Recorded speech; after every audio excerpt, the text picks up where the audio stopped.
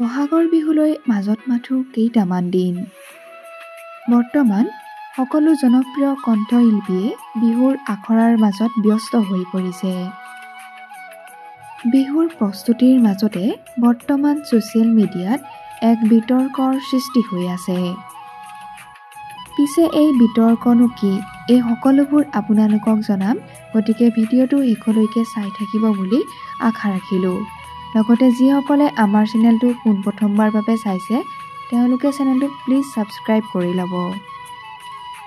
বিহুৰ সময়তে শিল্পীসকলক লৈ সৃষ্টি হৈছে এক তৰ্ক বিতৰ্ক। প্ৰত্যেকবাৰেই বিহুৰ সময়ত তৰ্ক বিতৰ্কৰ সৃষ্টি হয়। এইবাৰো যেন ব্যতিক্ৰম নহ'ল এইবাৰ তৰ্ক বিতৰ্ক। শিল্পী সমাজৰ তৰ্ক বিতৰ্কক লৈ কণ্ঠশিল্পী কুসুম কৈলাসে কি ক'লে এবাৰ শুনোচোন আহক।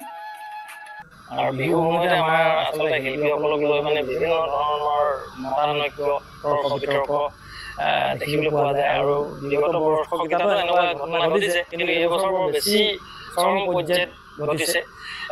ঋতু কলিতা নামৰ এজন ব্যক্তিয়ে আচলতে গোটেই আমাৰ শিল্পী সমাজখনক অশালীন শব্দ তেখেতে ইউজ কৰি ব্যৱহাৰ কৰি মানে গালি গালাজ কৰিছে।